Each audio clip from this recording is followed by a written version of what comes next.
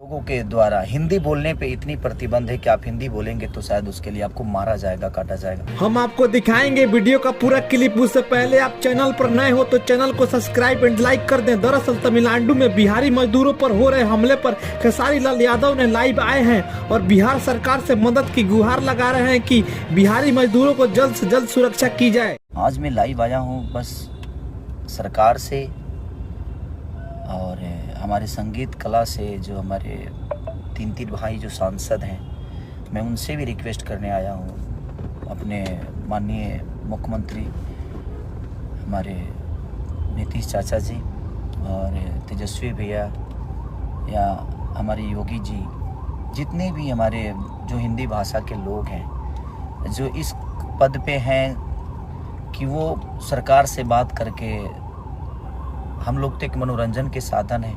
हाँ, जहाँ तक पैसे कौड़ी की बात है, अगर हमसे मदद वहाँ चाहिए तो उसके लिए हम हमेशा आजीवन खड़े रहेंगे। जो हमारी सक्षमता है, जो हमारी संपूर्णता है कि जहाँ से हम हैं वहाँ से हम हमेशा खड़ा उतरेंगे।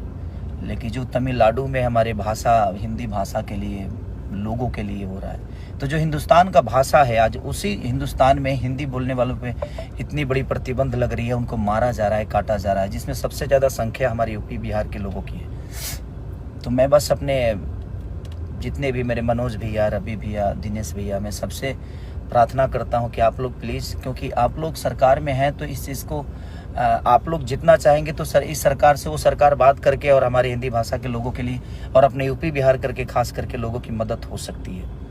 हमारे नीतीश चाचा माननीय मुख्यमंत्री हैं आप, और तेजस्वी भैया उप मुख्यमंत्री हैं। आप सबसे मैं रिक्वेस्ट करना चाहता हूं कि प्लीज़ आप लोग चाहेंगे तो कम से कम ये जंग जो है बंद हो जाएगी, और उसका देन कहीं ना कहीं हम सभी हैं। क्योंकि अगर रोज़गार हमारे यूपी बिहार में इतनी होती तो शायद हमें दूसरे जगह जाने की ज़रूरत नहीं है। तो ये विषय नहीं है, बट धीरे धीरे सारी चीज़ें हो ही रही है और होगी।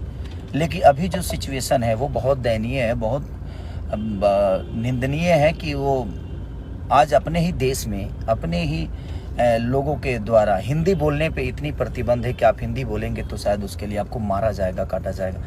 तो मैं सबसे जो भी सरकार में है उनसे रिक्वेस्ट कर रहा हूँ कि प्लीज़ आप लोग थोड़ा सा अगर ध्यान देंगे, क्योंकि आज आप लोगों को भी इस जनता ने ही बनाया है और यही जनता आज पीटी जा रही है।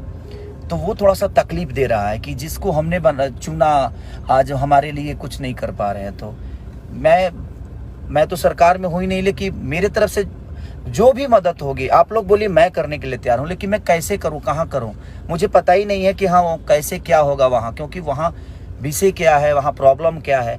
क्योंकि वो सरकार में जो है वो सरकार के लोग ही जान सकते हैं और जो कानून जानते हैं। भाई हम तो एक संगीत के आदमी है, लेकिन हम अपने शरीर से और अपने पैसे से यही मदद कर सकते हैं, लेकिन हम कहाँ करें वो समझ में नहीं आ रहा है। तो आप लोग को लगता है तो आप प्लीज़ हमें बताइए कि कैसे हमें मदद करना चाहिए, क्योंकि वहाँ अपना हमारा कोई नहीं है, वहाँ मेरा कोई किसी से बात नहीं होती है। मैं सरकार में सरकार के हिसाब से मैं हूँ नहीं, मैं एक गायक हूँ या मैं एक एक्टर हूँ। तो एक एक्टर के तौर पर मेरी पहुँच जो है वो संगीत तक ही है। और हाँ, बिहार में चीज़ें होती, यूपी में होती तो मैं समझ सकता था कि वहाँ पे मेरे अपने लोग हैं और वहाँ मैं अपनी चीज़ों को पहुँचा सकता था, लोगों का हेल्प कर सकता था। इनकेस की दिल्ली तक, दिल्ली कलकत्ता, यहाँ भी लोग हमारे अपने हैं, मुंबई हैं। तो जहाँ पे हैं वहाँ पे हम सक्षम हैं, जो वहाँ पे किसी की मदद मुझे नहीं लेनी पड़ेगी। लेकिन जहाँ पे मेरे लोग नहीं हैं, जहाँ पे हम कभी गए नहीं, तो तमिलनाडु में जो भी चीज़ें हो रही है, मैं सरकार से रिक्वेस्ट कर रहा हूँ, अपने बिहार सरकार से, यूपी के सरकार से, कि प्लीज़ आप लोग थोड़ा सा आगे आकर अब उन भाइयों का रक्षा प्लीज़ आप सब करिए, और हमसे भी जो हो सकता है आप हमें गाइड करिए, हम करने के लिए तैयार हैं। क्योंकि जिन्होंने हमें भी बनाया और आप सबको भी बनाया, ये सरकार अगर बनी है, चाहे वो यूपी की सरकार हो या बिहार की हो, ये कहीं ना कहीं हमारी जनता के बदौलत बनी है। उन्होंने आप सबको चुना और आज वही पीटे जा रहे हैं और अपने ही देश में पीटे जा रहे हैं। तो इस पे मुझे लगता है कि ये संगीत से और एक इंसानियत से बढ़ की चीज़ें है कि हमें लगता है कि एक इंसान होने के नाते हम सबको आगे आकर और इस मुद्दे पे बात करनी चाहिए और जो भी प्रॉब्लम में है उनका हेल्प करना चाहिए।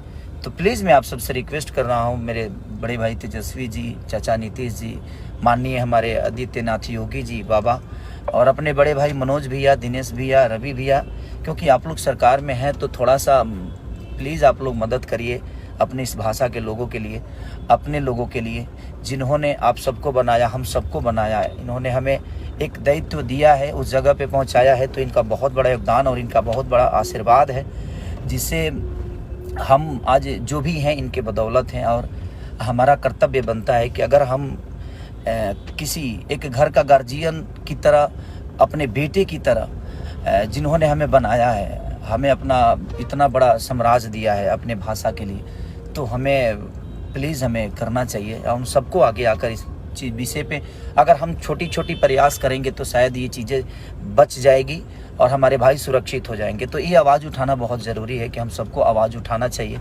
और जितना मदद हो सके हम सब एक दूसरे से मिल के करना चाहिए। हाँ, जहाँ संपर्क आपका है वहाँ आप हमें बोलिए, हम आते हैं। जहाँ संपर्क मेरा होगा वहाँ पे मैं खड़ा हूँगा और आपको बुलाऊँगा कि भैया हाँ, यहाँ मदद हो सकती है, यहाँ पे हमारे से अपने लोग हैं। तो मेरा ऐसा कुछ है ही नहीं वहाँ पे। तो मैं प्लीज़ जिसका भी संबंध है प्लीज़ आप लोग बताइए ताकि हम मदद कर सकें। हमसे जितना हो सकता है मैं कोशिश करूँगा। और मैं अपने सारे भाइयों से कहना चाहता हूँ जो इस कद पे हैं, पद पे हैं, जो इस चीज़ को समझ सकते हैं और जो वहाँ तक अपनी बातें पहुँचा सकते हैं, वो डायरेक्ट सरकार से बात कर सकते हैं, क्योंकि उनकी वो क्षमता है। हमारी क्षमता तो वो नहीं है कि मैं सरकार से डायरेक्ट बात करूँ। और हाँ, जहाँ मेरी है क्षमता, मैं अभी अपने बड़े भाई मंत्री माननीय जितेंद्र भैया को भी मैंने कॉल किया था कि भैया आप लोग प्लीज़ इस पे, और वो बहुत सक्रिय है, बोल रहे हैं कि हाँ भाई हम लोग आगे कर रहे हैं, चल रहे हैं। तो मेरा संबंध जिससे है मैं कोशिश कर रहा हूँ कि उनसे अपनी बातें कर रहा हूँ। तो प्लीज़ आप लोग भी जहाँ भी हैं, जैसे भी हैं, जितना भी हैं, तो ये जो हो रहा है वो ठीक नहीं हो रहा है। तो प्लीज़ आप लोग थोड़ा सा कोशिश करिए कि ये चीज़ें दोबारा ना हो। और अपने देश में रह के भी अगर अपने भाषा के बोलने पे प्रॉब्लम है तो फिर उसके लिए मैं क्या बोलूँ, कैसे बोलूँ, राजनीति मुद्दा है क्या है नहीं पता मुझे, लेकिन वो मानसिकता कितनी घटिया है जो अपने राज्य में भी, अपने देश में भी हम अपनी चीज़ों को नहीं बोल सकते। अब हम बिहार में रह के भोजपुरी नहीं बोलेंगे तो क्या बोलेंगे भाई, हमारा राज्य है वो। और हम इंडिया में रह के हिंदी नहीं बोलेंगे तो हम क्या बोलेंगे। अब अंग्रेजी तो बोल नहीं सकते हम, क्योंकि हमारा राष्ट्रभाषा है। तो राष्ट्रभाषा बोलने पर भी प्रतिबंध है, तो ये तो समझ नहीं पा रहा हूँ मैं। बट अब क्या है मुद्दा नहीं पता मुझे, ये मुद्दा क्यों उठा है, बट मुझे दुख हो रहा है। मैं दो दिन से देख रहा हूँ ये मुद्दा को कि हो सकता है सुलझ जाए, लेकिन मुझे लगा कि नहीं, मुझे बोलना ज़रूर चाहिए, ताकि हम सब मिलकर बोलेंगे, हम सब मिलकर कहेंगे तो शायद ये बातें लोगों तक पहुँचे और बड़ी बड़ी लोगों तक पहुँचे, और पहुँचेगी तो शायद इस पर जल्दी एक्शन होगा।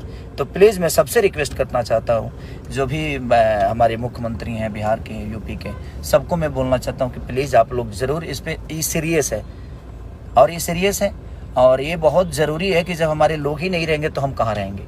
तो पहले उनको बचाना बहुत ज़रूरी है। थैंक यू सो मच कि आप, और जो भी है आप प्लीज़ शेयर करिए ताकि ये चीज़ें बाकी लोगों तक पहुँचे, और पहुँचे तो शायद इस पर एक्शन बहुत जल्दी लें। Thank you so much.